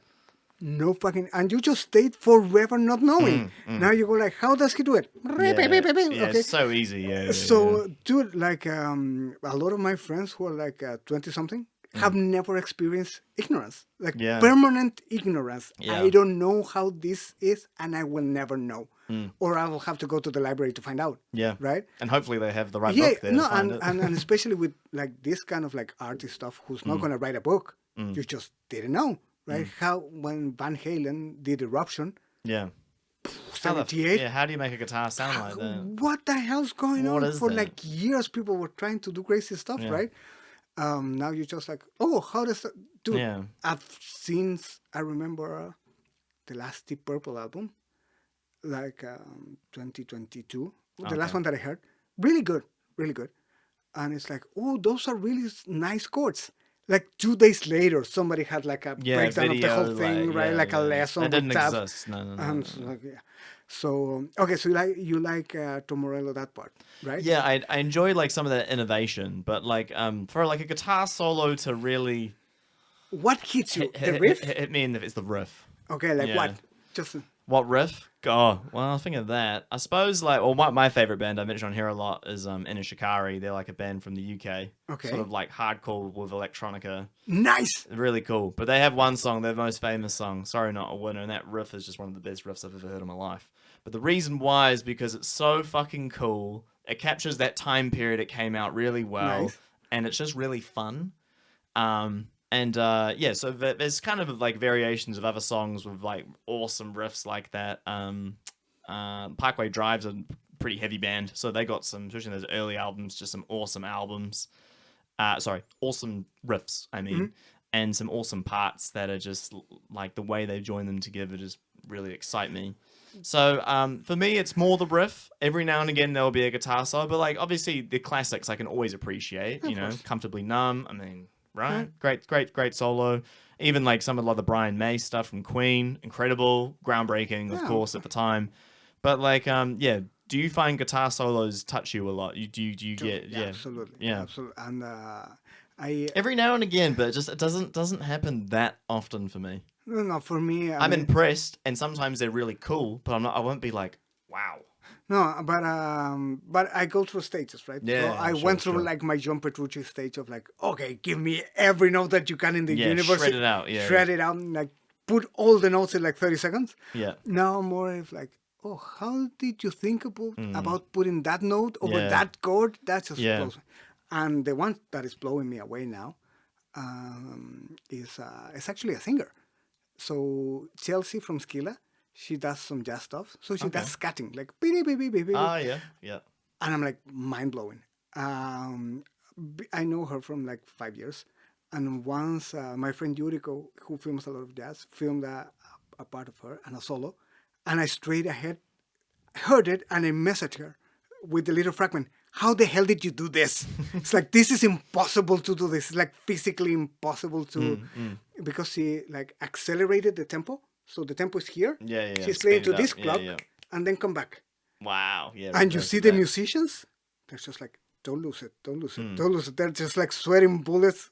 And Chelsea's just like going faster than the song and then coming back, but it sounds good. So that was just like mind blowing. And dude, some of the, and I, luckily enough that I have those stuff now because I recorded them, right?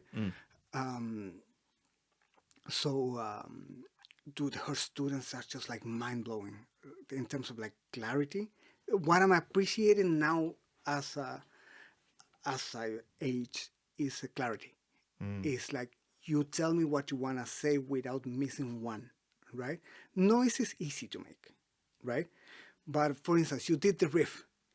You cannot take one note out, right? The riff is just You like... need every note. You need every note. If I Yeah. can take a note out or like a little in Yeah. the riff just doesn't sound good. Yeah. When you get to that point, it's like, that's what I like, right? Yeah. When I love that comparison. when you man. have a solo and every note has to be there, you cannot.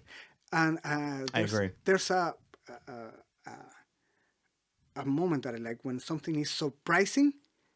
No, sorry, unexpected, but also inevitable, right? I couldn't imagine that solo, but I cannot imagine anything else now that I hear it. Yeah, How that's did when you- you know it's good. how Yeah. did you I get hear what to you're that, saying. Yeah, right? that's very true. And It's like nothing else. It's irreplaceable. Exactly. And when it comes to riff, that's the one thing. sorry, everybody. That's the one thing that I feel has been, for me, after 100 gigs and 100 bands, lacking in New Zealand. Riffs, like straight ahead, memorable. Yeah. I know this riff and I will never forget it. Yeah. I haven't heard many of those. Damn. Right? I gotta start making music again, bro. Dude, like, please do. And the other things in the jams. As cocky as I sound. No. In jams, is we always have the problem of guitarists shredding just away. Noodle away. Give me a riff. Yeah. They cannot come up with a riff. Right? It's just like, dude, it's like 4 bars, make 4 good bars and repeat it. I don't care where. Yeah. Right? Which is something that, if I may say so myself, I don't struggle with. It's like I give you a riff now.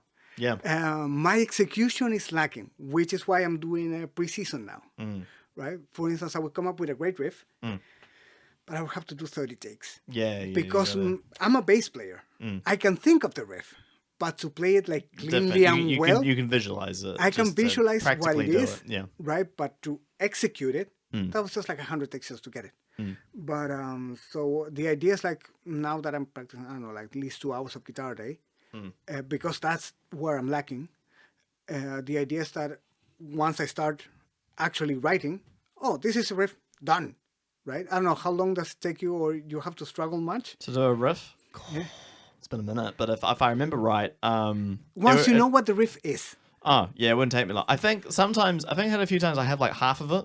So I get the first half, like, boom, and then I'm like, where's this going? Like, what nice. Where's the next little piece? Where's the little tag, little tag at the end? Sometimes that's happened. Or what will also shape it, which I should have done earlier in my musical career, but now I realize how important it is I have like a riff idea, get the electronic drums on the computer up. Because that's going to transform the entire thing. So that will make things... And also the bass too, if you can. But if I can get like a solid riff in mind, sometimes I'll be like, I'll get the drum kit involved. Or maybe we need to drop that little bit. That has been one of the most helpful things ever. Absolutely. And sometimes you go like, that riff is brutal. No, man. It's like the drums are halftime. Yeah, That's why the riff sounds brutal. Yeah, because the drums complement it so well. Yeah, all that's in the background, like, and also knowing which parts to shine, right? Yeah, for sure. Bro, we might need to do some quick fires right now. Cool. No, I'm not finishing it yet. I do like some quick fire questions, so we'll head off. We'll start off. Okay. All right, bro. With your experience with filming a lot of shows, you said you've already answered that question. So the riff's missing. You reckon the riff is missing with most bands you've seen in New Zealand so far? I mean, I've seen... You've seen so many, so you can say it. No. So... the one thing I don't do, as opposed to my cohorts of video makers, I don't constrain. Yeah, the horizontal. Constrain to one genre. Yeah, one genre. Oh, yes, right? Yes. So it's not like I only do metal, or so I do. You do everything. I do a bit of everything, right? The one thing, so more than the one thing that is missing in general in music is follow through. Follow through. Right? Just like, okay, you did something interesting, keep going. Yeah. Right? Okay. So a couple of bands have told me that they watch my videos and they study and they improve, right? And but it's many times, okay, you have this great piece of this great record of what you just did. Okay, now start with that, right? You have a live recording, right? With good quality. Dude, that 10 years ago was unheard of. That you could have like a live gig recorded well. Yeah. For free. That's unheard of. That's completely unheard of, yeah. Absolutely, right? We didn't have the technology for that. Nope. Right? So like make something with it, right? And you did a great live performance. That is your thing, right? And a lot of bands I feel like are waiting to be given the opportunity instead of making it happen. Oh yeah. Okay, so like, we need a producer to make a record. No, fuck off. You need to download Reaper, download free plugins. How much do you want it? And just make your record, right? Or promote what I just gave you, right? And that is it. And just be a live band. So make something out of it. Make something out of it, right? So I like that. So there's a through. really nice saying from the going back to Rush from Neil Peart that says that good luck is when preparation meets opportunity. Right? Yeah. So not to say like, oh, look at me, but any of us, like so Yuriko, Alex, or any videographer that came and somebody gave you like a good recording of your gig, an opportunity just knocked on your door. Make something of it, right? Are you prepared to, when the opportunity comes, just go for it, right? And a lot of bands is like, oh, but we were doing this other thing. Yes, something nicer just came and just dropped on you, right? And a lot of bands is like, whatever, right? So it's not disappointing. Yeah. That's one thing. And the other thing that's disappointing is for a city of immigrants, Auckland doesn't sound like it. Doesn't sound like a city of immigrants. It's like everything sounds like American and British. Yeah. Right? But it tastes like a city of immigrants, right? You go to eat, you get food from everywhere. Yeah. Right? But the music, everything sounds very homogeneous. Yeah. Sometimes good, very good. But in general, sounds very homogeneous. It's like, give me your flavor. Oh, you're like Asian. Go into your traditions. Give me something interesting, right? Yeah. You're Indian. Give me your traditions, right? So yeah, that's the one thing I think is like kind of like lacking here, which could be such an interesting city if they get into it. True. Okay. What's your strangest gig experience you've had? Strangest gig experience. Oh, nothing too strange. I mean, I did the all ages gig. When I go to an all ages gig, I feel very much like the guy in Lethal Weapon. Like, I'm too old for this shit. And also, I like this very immersive kind of style of filming. So if there's a mosh pit, a good videographer would film the mosh pit. Yeah. I film from the mosh pit. Oh, you're in the mosh pit? Yeah. Yeah, cool. Getting into a mosh pit with a camera is not a trivial thing. Yeah, it's a bit dangerous. Because on a mosh pit, you're aware of everybody else. Yeah. I'm with the camera. I'm not aware. I'm getting my ass kicked, and I'm not giving. I'm just receiving. Yeah. So there was one gig, this band Seshura. I got in a circle pit, right? So I'm going with the circle pit, and then I change direction and I move against. And I see this guy coming to me, and you see the shot, poof, just bouncing. I can edit this so I can show you the shot.